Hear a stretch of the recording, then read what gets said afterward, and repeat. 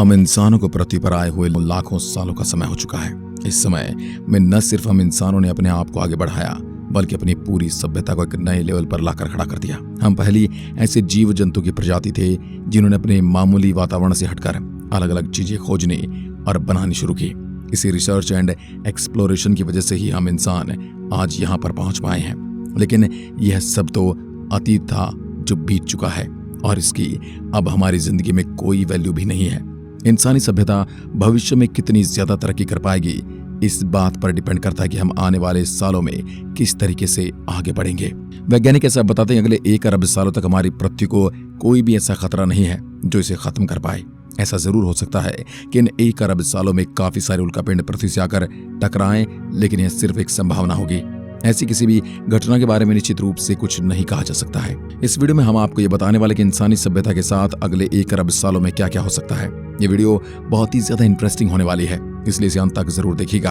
आप देख रहे हैं फ्यूचर साइंस यूट्यूब चैनल। सबसे पहले तो लोग 1 मिलियन और 1 बिलियन के बीच में डिफरेंस को नहीं समझ पाते हैं। आइए सबसे पहले इस चीज को एक उदाहरण के जरिए समझते हैं। 1 मिलियन सेकंड यानी 10 लाख सेकंड करीब 11 दिनों के बराबर होते हैं।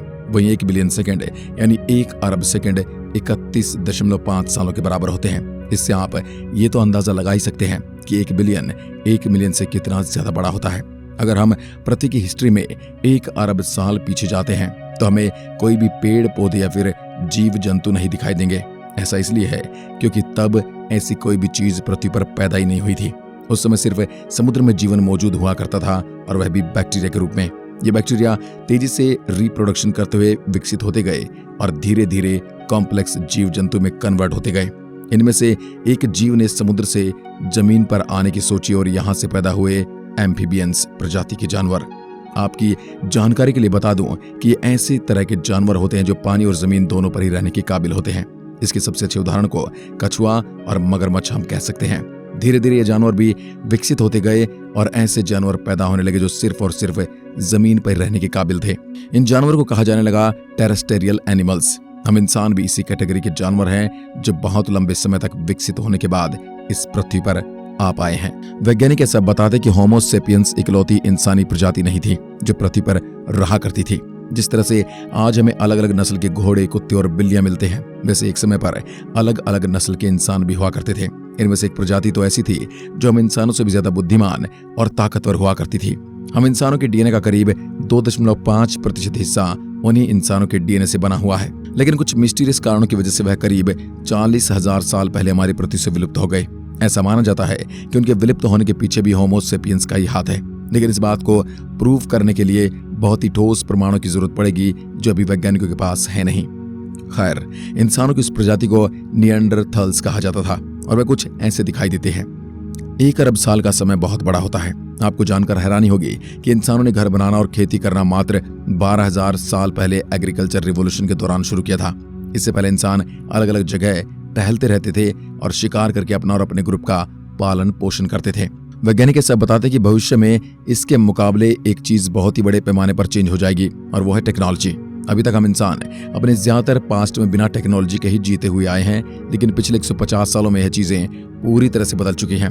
हमने अब ऐसी टेक्नोलॉजी को डेवलप कर लिया है जिससे हम आसानी से बहुत कॉम्प्लेक्स टास्क को भी कंप्लीट कर सकते हैं। इंसानों और बाकी सारे जानवर जंतुओं में एक मुख्य अंतर है एडेप्टेबिलिटी का। अगर आप किसी मछली को पानी से निकालकर जमीन पर रख देंगे तो वह कुछ ही मिनटों में दम तोड़ देगी, लेकिन हम इंसान बहुत लंबे समय के लिए भी पानी के अंदर रह सकते हैं, और ऐसा पॉसिबल हो पाता है हमारे द्वारा बनाई गई टेक्नोलॉजी और इंस्ट्रूमेंट की वजह से। ये इंस्ट्रूमेंट ऑफ टेक्नोलॉजी कोई भी ऐसा जीव नहीं क्रिएट कर सकता है, और यही चीज हम इंसानों को सबसे अलग भी बनाती है। यही कारण है कि हमें इंसान पृथ्वी के हर कोने पर दिखाई देते हैं, जबकि बाकी दूसरे जानवर एक स्पेसिफिक एरिया में ही कैद रहते हैं। हम इंसान माउंट एवरेस्ट पर भी जा सकते हैं और समुद्र के सबसे निचले पॉइंट पर भी जा सकते हैं, और यही चीज हमें बाकियों से अलग और खास बनाती है। लेकिन वैज्ञानिक बताते हैं कि अब यह चीज भी हमारे लिए इतनी ज्यादा खास नहीं रहेगी, क्योंकि इंसान ऑलरेडी आर्टिफिशियल इंटेलिजेंस को डेवलप कर चुके हैं। ऐसा माना जाता है कि भविष्य में हम इंसान नहीं होंगे, बल्कि एक साइबॉर्ग में कन्वर्ट हो जाएंगे। साइबॉर्ग एक सजीव होता है जो इंसान और रोबोट का मिक्सचर होता है। धीरे धीरे हम इंसान अपने शरीर में ऐसी टेक्नोलॉजी को फिट करने लगेंगे जिससे हम थोड़ी बहुत रोबोटिक बनते चले जाएंगे, और इसकी शुरुआत ऑलरेडी हो चुकी है। और न्यूरालिंक एंड एक्टोलाइफ जैसी कंपनी इन चीजों को सच बना रही है। न्यूरालिंक एलन मस्क की कंपनी जो दिमाग में चिप लगाने का काम करती है। उनके मुताबिक भविष्य में हम इन चिप के जरिए किसी भी चीज को तुरंत सीख पाएंगे और आर्टिफिशियल इंटेलिजेंस को भी टक्कर दे पाएंगे। एक्टोलाइफ दुनिया की पहली आर्टिफिशियल वॉर्म फैसिलिटी है। ये सच में बच्चे बनाने वाली फैक्ट्री है जहां पर बच्चों को आर्टिफिशियली मैन्युफैक्चर किया जाता है। यानी बच्चा पैदा करने के लिए माता पिता की जरूरत नहीं पड़ेगी और फैक्ट्री में ही बच्चों को प्रोड्यूस कर लिया जाएगा। एक समय ऐसा था जब लोग ऐसा मानते थे कि इंसान को बनाना है सिर्फ भगवान का ही काम, लेकिन आज इंसान ही दूसरे इंसान को क्रिएट कर रहा है जो एक करिश्मे से कम नहीं। आगे चलकर हम इंसान या तो आर्टिफिशियल इंटेलिजेंस से हार जाएंगे या फिर उसे अपने काम में इस्तेमाल करने लगेंगे। ये दोनों ही चीज इस बात को डिसाइड करेंगे कि इंसानियत का भविष्य कैसा होने वाला है। अगर आर्टिफिशियल इंटेलिजेंस हमारे कंट्रोल से बाहर निकल जाता तो हम इंसानों के खत्म होने के चांसेस बहुत ज्यादा बढ़ जाएंगे। ऐसे में जीवन तो पूरी तरीके से खत्म नहीं होगा, लेकिन आर्टिफिशियल इंटेलिजेंस अब कॉन्शियस हो चुका होगा। जिस तरह से हम इंसान और दूसरे ग्रह पर जाने का प्लान बना रहे हैं, वैसे ही भविष्य में आर्टिफिशियल इंटेलिजेंस अलग अलग ग्रहों पर एक्सप्लोरेशन करेगा और वहां पर अपनी बस्तियां बसाएगा। बस हम इंसान उन बस्तियों का हिस्सा नहीं रहेंगे। अगर ऐसा नहीं होता है तो आर्टिफिशियल इंटेलिजेंस हमारे कंट्रोल में रहता है तो चीजें बिल्कुल सेम तरीके से ही होंगी। बस फर्क इतना होगा कि वह बस्तियां आर्टिफिशियल इंटेलिजेंस की नहीं बल्कि हम इंसानों की होंगी। कार्डशेव स्केल नाम की एक मैट्रिक के मुताबिक हम धीरे धीरे टेक्नोलॉजी में बढ़ते जाएंगे और अलग अलग लेवल पर पहुंचते जाएंगे। फिलहाल हम इस स्केल के लेवल 1 पर भी नहीं है, लेकिन ऐसा हमेशा नहीं रहेगा। वैज्ञानिक ऐसा बताते हैं अगले 100 साल में हम लेवल 1 को अचीव कर लेंगे और अपने ग्रह पर मौजूद सारी एनर्जी सोर्स को अपने कंट्रोल में करने के काबिल हो जाएंगे। इसके बाद लेवल 2 पर जाने के बाद हम इतने ज्यादा पावरफुल हो जाएंगे कि पूरा सोलर सिस्टम हमारे कंट्रोल में होगा। हम अपने सूर्य से आने वाली 90% ऊर्जा को अपने इस्तेमाल में ले पाएंगे, जो कि एक बहुत ही बड़ा नंबर होगा। लेवल 3 तक जाने में हमें लाखों सालों का समय लगेगा, लेकिन अगर हम एक बार इस लेवल तक पहुंच जाते हैं तो हम बहुत ही ज्यादा एडवांस बन चुके होंगे। इस लेवल तक पहुंचने के बाद हम सिर्फ अपने सूर्यमंडल पर ही नहीं बल्कि अपनी पूरी गैलेक्सी पर कंट्रोल कर पाएंगे। हम इतने ज्यादा पावरफुल हो चुके होंगे कि ग्रहों और तारों को बनाना हमारे बाएं हाथ का खेल होगा। आज हम सिर्फ ग्रहों को बनता हुआ देख पाते हैं, लेकिन टेक्नोलॉजी के इस लेवल तक जाने के बाद हम ग्रहों को अपने हिसाब से बना पाएंगे। ओरिजिनल कार्डशेव स्केल में मात्र 3 लेवल की चर्चा की गई है, लेकिन हम उसके आगे भी जा सकते हैं। इसके आगे जाने पर हम पूरे ब्रह्मांड को अपने कंट्रोल में कर पाएंगे और हम बिल्कुल भगवान के जैसे हो जाएंगे। इस लेवल पर पहुंचने के बाद हमारा अगला टारगेट होगा मल्टीवर्स को ढूंढना और दूसरे ब्रह्मांडों तक ट्रैवल करके उन्हें भी अपने कंट्रोल में करने की कोशिश करना। ये करने में हमें अरबों सालों का समय लगेगा और यही कारण है कि इसके बारे में ज्यादा चर्चा नहीं की जाती है। यह बात तो निश्चित है कि अगर हम इंसान अपने आप को अपने ही हाथों से नहीं खत्म करते हैं तो हम बहुत ही ज्यादा एडवांस बनते चले जाएंगे। अगर हमारी पृथ्वी के साथ कोई भी दुर्घटना या फिर इंसान के बीच जंग नहीं होती है तो इंसानों का मल्टी प्लैनेटरी बनना निश्चित है।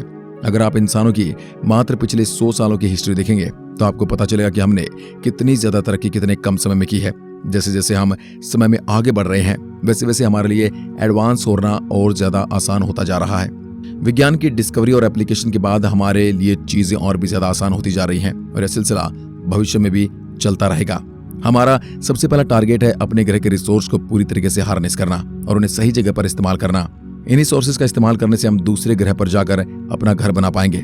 इसकी शुरुआत 2027 में आर्टेमिस मिशन के जरिए होगी, जब हम इंसान चांद पर जाएंगे लेकिन वापस नहीं आएंगे। नासा के वैज्ञानिक इस बार एस्ट्रोनॉट को चांद पर इसलिए भेज रहे हैं ताकि वहीं पर रहकर घरों की फॉर्मेशन करें। चांद के बाद हमारा अगला टारगेट होगा मंगल ग्रह, जिसके लिए ऑलरेडी जोर शोर से रिसर्च एंड डेवलपमेंट चल रही है। वैसे आपको क्या लगता है, हम इंसान 1 अरब साल बाद ब्रह्मांड के किस एरिया में रह रहे होंगे? हमें नीचे कमेंट में लिखकर जरूर बताएं। आज की वीडियो में बस इतना ही। धन्यवाद।